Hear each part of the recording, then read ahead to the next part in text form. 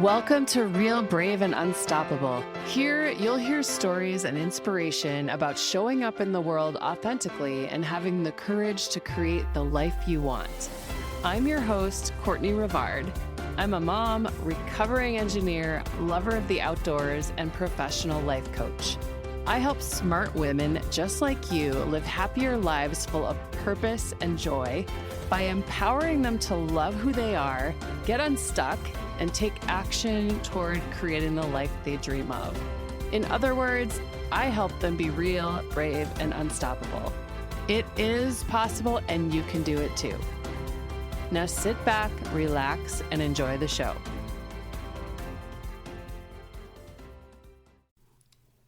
Hello, everyone, and welcome back to Real, Brave, and Unstoppable. It's been a minute, huh? If you've been waiting for an episode, thank you for your patience.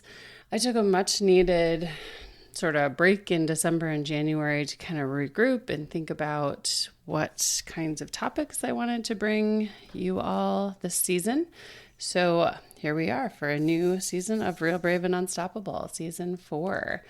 First of all, just a little bit of housekeeping before we go anywhere else. If you're enjoying this podcast, can you do me a favor and just please give me a rating and a review? This does double duty. It helps me know that if what I'm giving, I'm putting out is resonating so I can do more of it or change course. And it also helps other people find the show, which is really important to me. And as always, if there's a topic that you'd like to see me cover, just send it over. I'm always looking for ideas, so you can visit my website, the podcast website, realbraveunstoppable.com, navigate to the contact page and send me a note. Anyway, today I'm covering a topic that's one of the things I hear about over and over and over again from clients, friends, and just about anyone I talk to about personal growth or self-confidence, self-concept. And I find it's, mostly women when I talk about this, but it definitely affects men as well. Are you ready for it?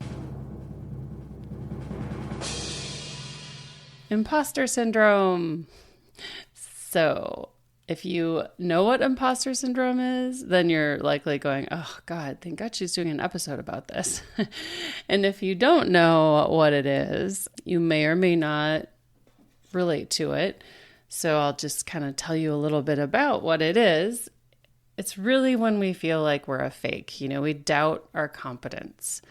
One of the things that is common is to sort of think, well, when are they going to find out that I don't really belong here? It's really feeling, like I mentioned, fake at something. And even if you've been successful in a certain area, it's like you're always doubting your ability. A lot of perfectionists run into this. I will say I've been there myself. When we're in imposter syndrome, one of the things that's common in that is that we find ways to discount our achievements. Even though people on the outside world look at us and we're like, what? You doubt yourself? Like, you're amazing. So that's a really big part of imposter syndrome is you constantly experience self-doubt. Like I mentioned before, even in areas where you're typically excelling or other people see you as excelling. I read a couple of articles about like how many people this affects, and the number that I read like everywhere was at least 70% of people have experienced some form of imposter syndrome. And even Maya Angelou, the great poet, she's published many books. I don't even know how many, but she talked about imposter syndrome. Like she always wondered when she published a book, is this going to be the book where they're like, oh, she's not really good at what she does. So even, Albert Einstein suffered imposter syndrome. So it's very common. My own personal story, when I got to a point in college where I was starting to look for jobs, or even when I got my first job in engineering out of college, I had a lot of this. Like I'll share my story with it and you can see if you relate to any of it. But growing up, I was always a straight A student and I was really driven and pretty much everything I did, I excelled at. And as a perfectionist, I had really high standards for myself. But when I went to college, the competition, was tougher, more people, and in a field like engineering, of course, it attracts a lot of people who are really intelligent and capable. And in college, I was no longer at the top of my class. And that was kind of a mental rule I had, kind of, you have to be the best at everything. So when I got into college, like that was failure to me. Like, I'm not at the top of my class anymore. I'm stupid. I don't belong in this major. I was doing just fine. But anyway, I digress. So, fast forward to when I was graduating or getting ready to graduate, I had some great job offers from great companies. And, I ended up working for Boeing. But obviously, there was something that these companies saw in me just based on the way I interviewed and my resume and my grades and all the things. So, of course, it's not like I made all this stuff up in my head. But when I started working at Boeing, I noticed that when I look back, I can see that I constantly compared myself to other people who were not only just new hires, but also, the other people I worked with. And I was really always evaluating like every piece of everyone else's performance, like how smart they seemed, how they interacted with our more senior colleagues and managers and other things too. But no matter what, I always viewed my abilities as less in comparison to theirs. And I felt that unless I was at the best or at the top, what I was bringing to the table was really no good. I had thoughts about not belonging there, or this is a common thing I hear people say is like, when are they going to find out that they made a mistake in hiring me? That was a question that often, truthfully, most of the time, like looped in my brain. And it's kind of funny because if you asked anyone on the outside, and I have told this story many times, and people comment like, really? You felt that way? Like they just saw a whole different thing from the outside, right? But, when I look back at it, or other people look at it, it's like, why on earth, with the achievements that I had reached throughout my life, would I have thought that I didn't belong? My perception was others were smarter, and there was some kind of standard I created in my head that they were meeting and I wasn't. I had a really inflexible perspective around this. My brain had a lot of stories going on that I just couldn't see another perspective to.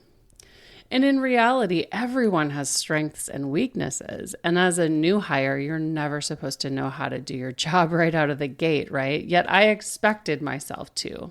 Pretty crazy standard.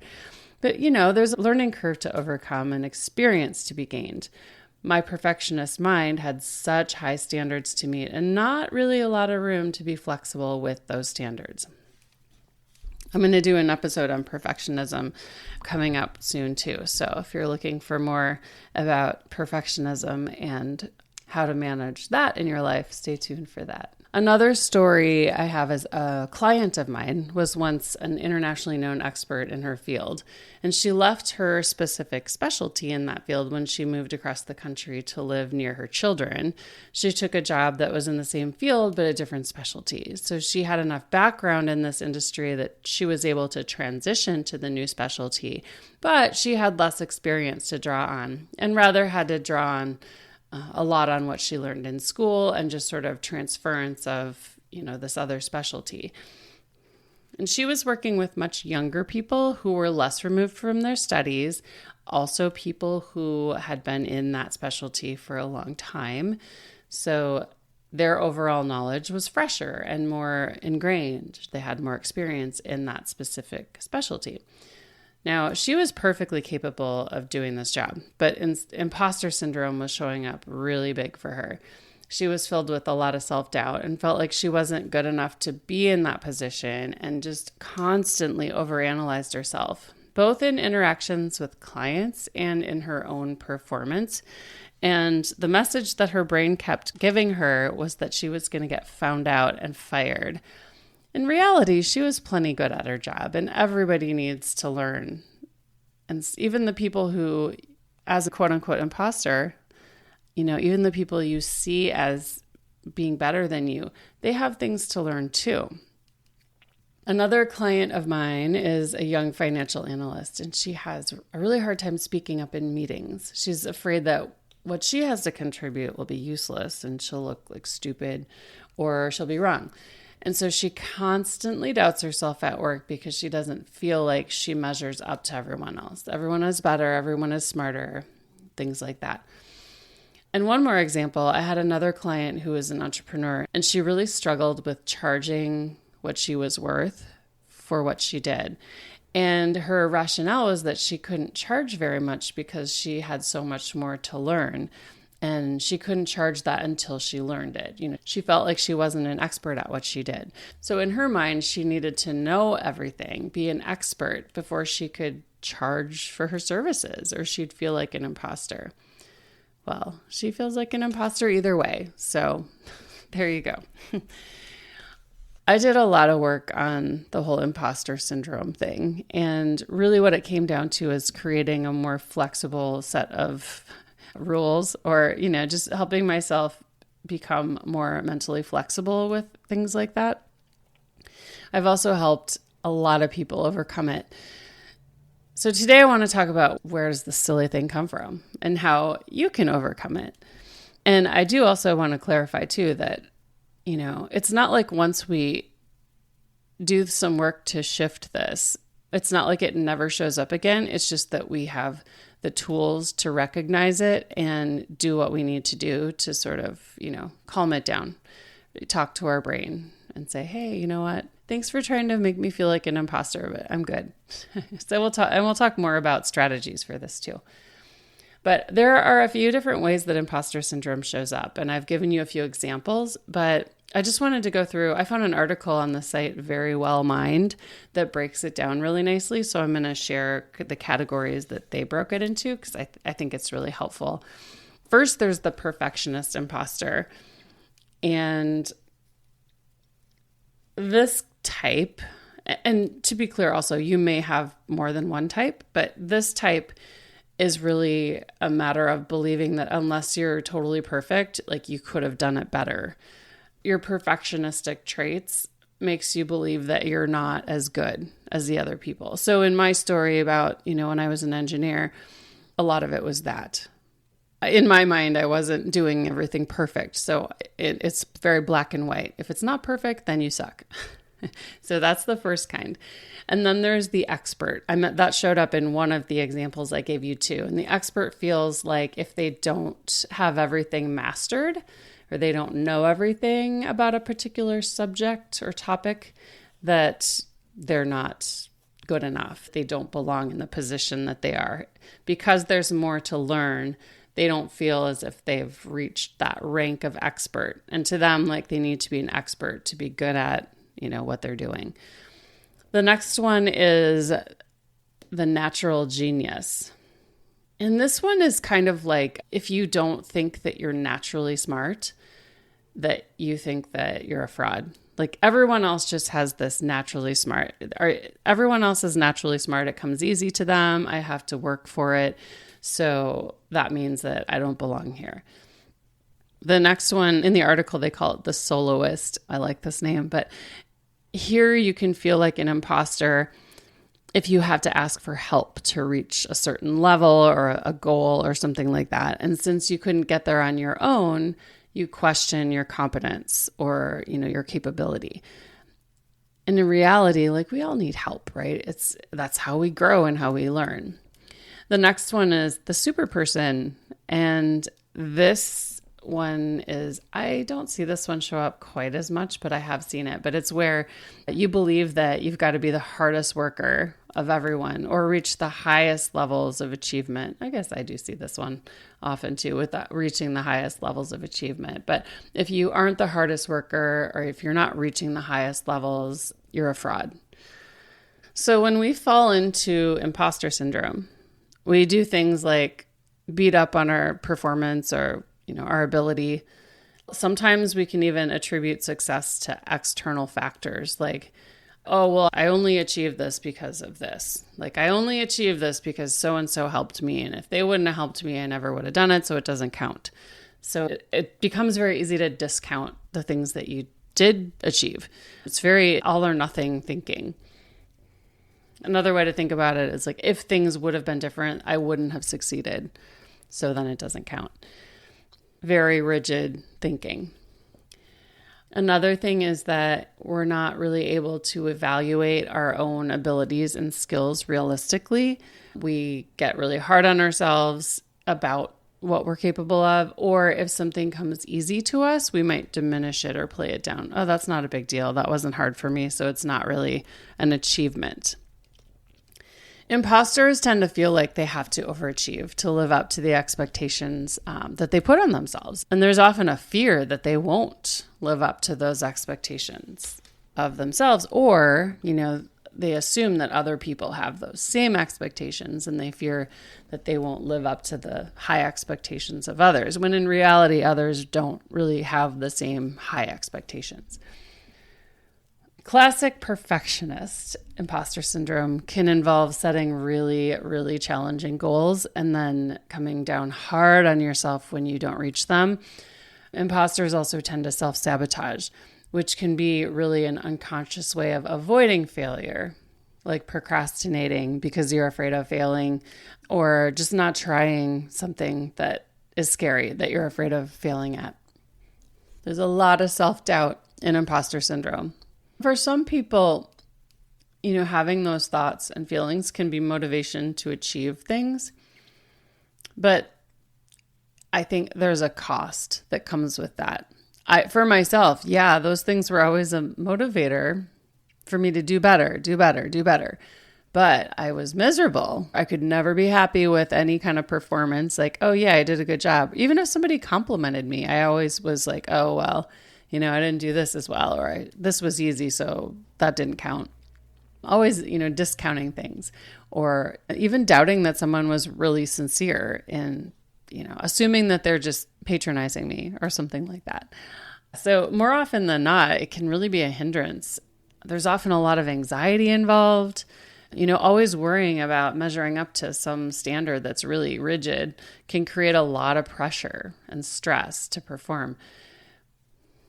And some people even go into overworking or, workaholic kind of mode, overperforming to make sure no one finds out you're a fraud. So on the outside, you look like this just crazy hard worker, super achiever, but on the inside, you're motivated to get there by feeling bad about yourself. And the reality is that even when everyone else is saying, wow, look at how hard she's working or he's working, you're thinking to yourself, oh, I'm not doing a good job, or I really am a fraud. I just don't want to, I'm covering it up. You're thinking of it all as a cover up. And, when you have that kind of anxiety and stress that's always there, it can eventually lead to depression. If you feel like you're never living up to expectations of anyone, that's not really conducive to living the life that you want to live, or, being happy. I think the biggest problem is that imposter syndrome ends up kind of being like a vicious cycle, because even if you do well at something, that experience doesn't really do anything to change your beliefs. Your brain will still want to tell you that you don't belong, that you're not good enough to be here. And there's a problem internalizing the feeling of success. It's really hard when you're in imposter syndrome to celebrate your wins and really appreciate those things. So some other things that you might notice if you're experiencing imposter syndrome, I'll list off some things and just see if you relate to any of these. Like agonizing over the smallest mistakes, like tiny things. Maybe I already kind of mentioned this, but attributing your success or achievement to things outside factors, not your own abilities or hard work. So you're really discounting your own ability. You're sensitive to any kind of criticism, even really constructive criticism. Not being able to think about criticism as a learning opportunity. It's like a personality flaw or a flaw in yourself. Another one is just downplaying your own expertise, even in areas where you really are more skilled than others. Like, oh, well, if somebody says, oh, you're really good at that. Oh, well, thanks, but I'm not as good as so-and-so. So where does this come from? Why can't we just go through life with like this flexible growth mindset, recognizing that life is learning and we're never going to have it all figured out or be instantly good at something? Why do we set such high expectations for ourselves and doubt ourselves so much? Well, it's a complicated answer. So research shows that our childhoods play a large part, which, that makes sense, right? Speaking for myself, my like perfectionist. Well, my imposter syndrome was really more of the perfectionist type.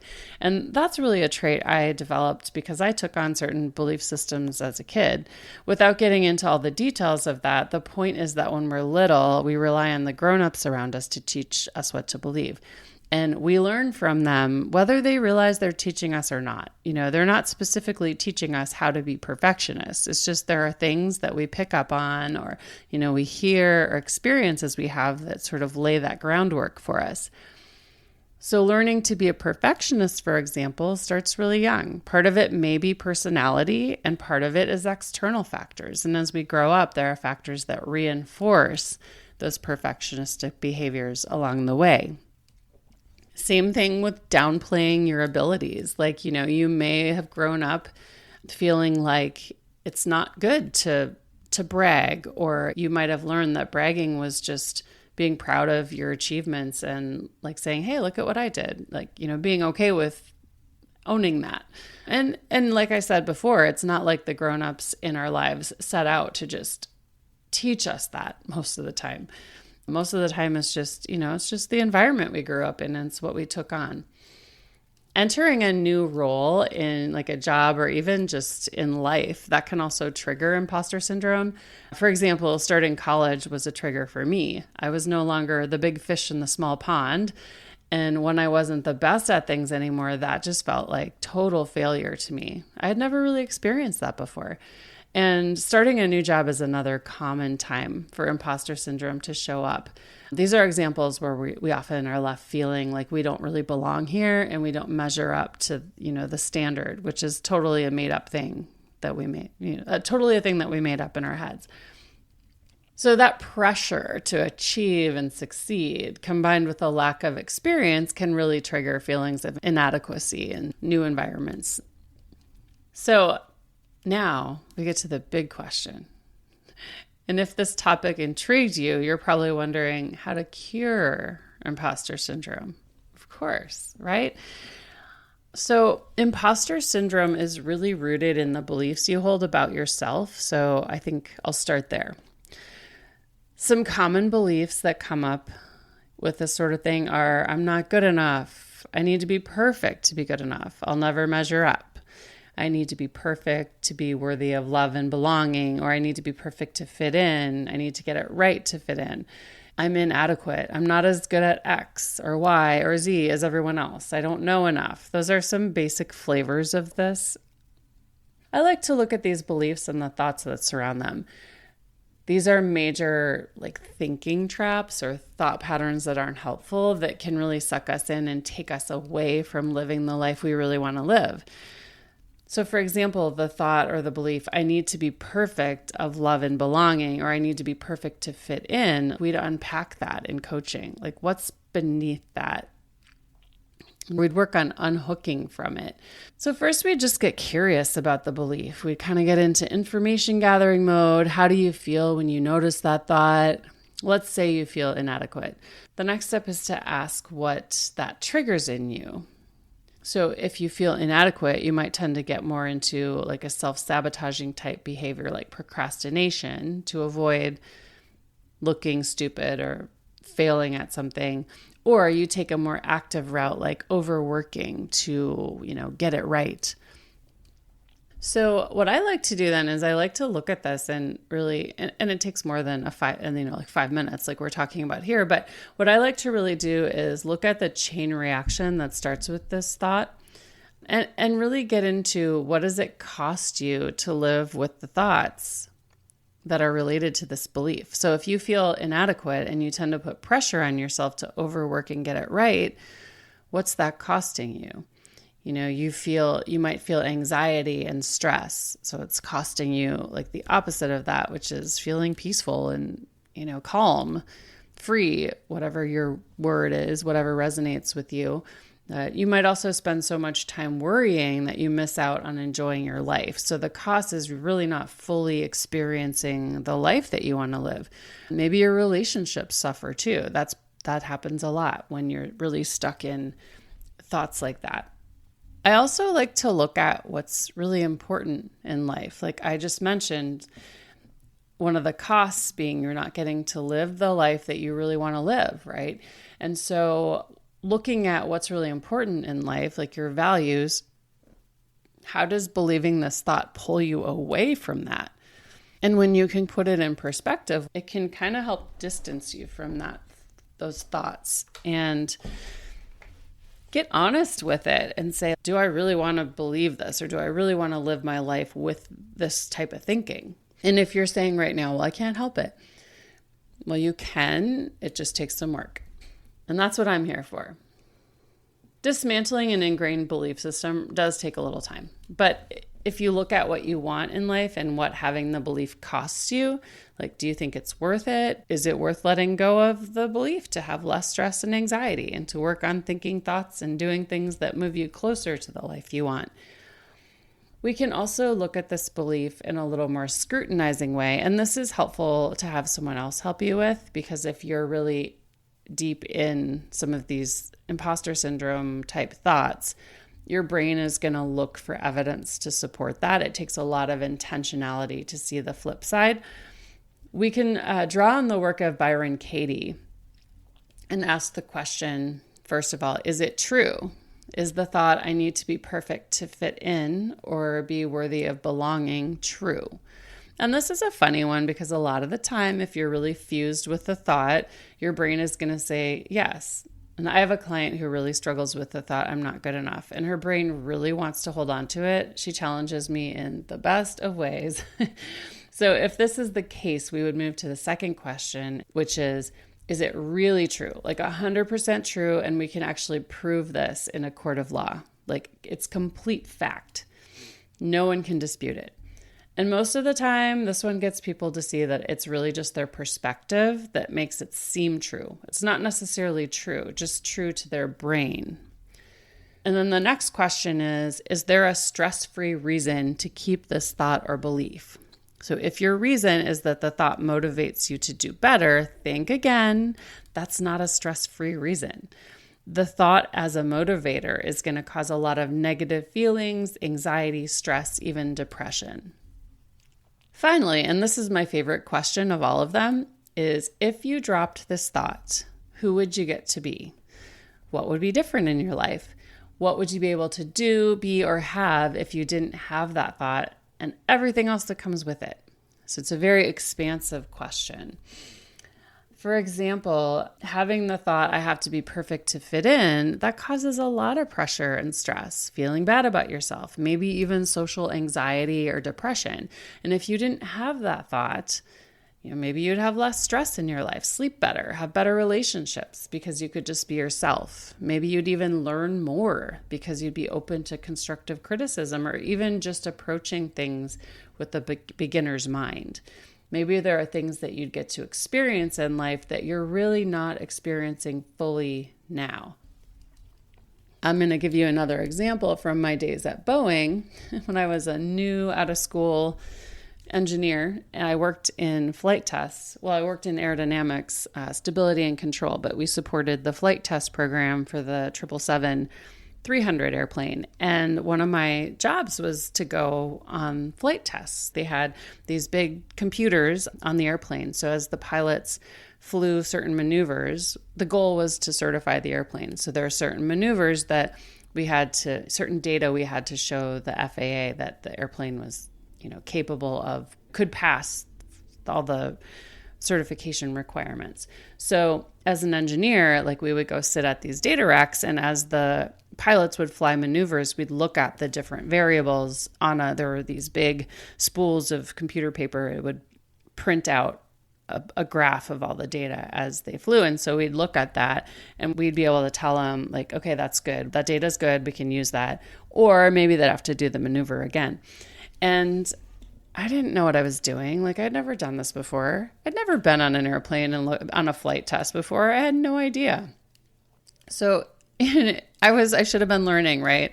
And if I had a beginner's mind, I would probably go into it and ask a lot of questions and not care if they seem stupid because, hey, I was just starting to learn this, right? Instead, I was always so panicked to go on these flights because I was so afraid of looking stupid. And I didn't enjoy them at all. I hated it. And I look back and go, oh my God, like that was the coolest job I ever had. And what would it have been like if I would have just enjoyed that? Like, how would that have made my life different? What would I maybe have gotten out of it that I wasn't able to? So that's a really great example of mine that sort of sums this up.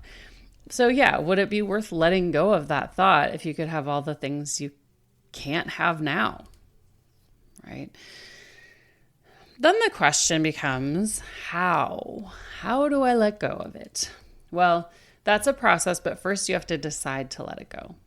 You have to know that you get to choose whether or not you want to keep the thought or not. And if you want to keep it, you can. That's your choice to make. Totally your choice. If you do want to let it go, if it's worth letting go to you, you ask yourself, what are some alternative thoughts that I could choose? So some really easy ones that come to mind are, no one's perfect. It's not possible to be perfect. I get to choose where I fit in, or just because I feel like I don't belong here or that I'm a fraud, it doesn't mean that's true. That's just my brain. So when I was sharing my example of flight test, I even said a few of them. Like, I'm new at this. I have no idea how this goes. Like, let me learn. You can even look at some of the most irresponsible people you know, and even they belong to something, as in terms of belonging. Would you be happier belonging somewhere or never feeling like you belong no matter how hard you try? So look for the evidence that you do fit in, or get honest about what you do contribute. I'm also a big fan of asking myself and my clients how they'd like to feel instead. So let's say instead of stressed or inadequate, you'd like to approach something with, like I mentioned, the beginner's mind, or you'd like a feeling of curiosity. You might think of places in your life where curiosity shows up and notice what like that actually feels like to you. What does curiosity feel like in your body? There are multiple ways to reach the feeling of curiosity, channel that feeling. So, what are some of the things you can do to cultivate that when you're feeling inadequate and sort of, down on yourself? What are some ways you can channel curiosity? It might mean that you have to go a little out of your comfort zone and try on a different thought. Like, let's see if I can, with my flight test example, like, okay, I'm nervous because I'm feeling a little out of my element because I don't know how this works. However, there are other people here that are new too. And how would this work if I just showed up and learned? What can I learn from this? That's a question I like to ask too, is what can I learn from this? So it puts you in a more curious energy, if that makes sense. Or if the desired feeling is compassion towards yourself, you could think of things that elicit feelings of compassion and do more of those things. What thoughts can you try on that elicit more of a feeling of self-compassion? Some other things that help with feelings that come with imposter syndrome are first to talk about it. Talk to a friend, a family member, a coach. Chances are you're not alone. In fact, I know this because I talk to so many people who have thoughts like this. There tends to be some shame around imposter syndrome, and shame cannot survive if you talk about it and it's out in the open. Shame thrives in secrecy, just kind of spirals. So talk to people about it. You're not alone. We all share this. The next one is to spend some time getting real about what you're capable of, and talk about this with someone as well. What do others see as your strengths and weaknesses, and what can you learn from that? One of the coolest assignments I had in a program I participated in about a year ago was to solicit 4 people, and there were certain questions that it was almost like a survey that we had them do on us. And there were 4 or 5 questions really related around what do you see as my strengths, and what would you not want to rely on me for, and some other things too. But I find that's really helpful to see what other people's perspectives are, because we kind of go through our own life and we get kind of married to our own perspective, and we don't really see the possibility that there is another way of thinking. So that's a great option, to just ask some other people what their perspective is on the things that you're being hard on yourself The next one is to stop the comparison game. Stay in your own lane. It's never productive to go down the comparison road. Focus on yourself and what you'd like to learn and how you'd like to grow. And I guess I will add a caveat. Sometimes comparison can be helpful because you see, oh, I would like that, or I would like to be there. But there's a difference between comparison that tanks your self-worth and comparison that helps you like decide to take a step towards growth. So keep that in mind too. One of the reasons this stuff can be so hard is that we have a lot of uncomfortable feelings that come with it. And since no one likes to feel uncomfortable, what tends to happen is that we get real focused, whether we realize it or not, on pushing those feelings away by engaging in things that aren't necessarily helpful to us, like beating ourselves up, even though that sounds so counterintuitive. So acceptance is really key here too. Because when we do things like beat ourselves up, we think we're helping ourselves in some way. We're being hard on ourselves, so we're more motivated to do better next time. But it's really a way of pushing away that feeling of being a fraud or whatever that is showing up for you. It's kind of a way of pushing it away. And then it sort of tanks because we feel a certain way, we have thoughts about that, then we feel a certain way about the thoughts we had, and then it's this spiral. So it can get really kind of tangled up. And looping back to acceptance, the way I'm talking about it is really just the willingness to experience whatever emotions, thoughts, and situations are present in the moment. When we don't resist these hard experiences, we're saving some pretty valuable mental energy, and we can just let them coexist while taking steps towards what we want in life rather than taking steps away from what we don't want. Because when we take steps away from what we don't want, like the uncomfortable feelings that come with imposter syndrome, we're not necessarily moving towards what we want, if that makes sense. It's might be kind of confusing, but usually we're moving away from what we want by avoiding the things that are uncomfortable. Imposter syndrome can really rob you of some great experiences. Like my flight test example, it could have been such a great experience. It was, but I could have felt better about it. And also it can really rob you of some really important learning. So refuse to let it do that. Adopt a more open mindset. Be willing to explore some of these thoughts and beliefs that keep you stuck there. It pays off, I promise.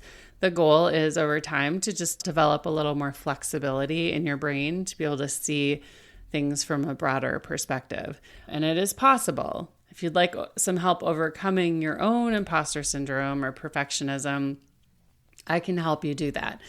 You can set up a free discovery call with me to explore it. So just visit kortneyrivard.com/let's-talk or send me an email through the contact form on either the Real Brave Unstoppable website, realbraveunstoppable.com, or kortneyrivard.com. And just one more thing to say too is, the biggest benefit of doing this work around imposter syndrome is not necessarily that you'll never have thoughts about imposter syndrome or, feeling like a fraud or like you're not good enough. Those thoughts might come up again in your life. They probably will actually at some point. But the benefit in doing this work is that you really just develop that, like I mentioned, that flexibility in your brain to be able to just be aware that it's happening and look at it from all the angles. And then ultimately be able to choose what brings you closer to the life you want. Is it avoiding these, is it getting pulled down the rabbit hole with imposter syndrome thoughts, or is it moving towards what you want in life while you're just coexisting with some of this, knowing it's not who you are? I hope that made sense. I hope this was helpful. I talk to so many people that struggle with this. So yeah, if that's you, if you're one of them, just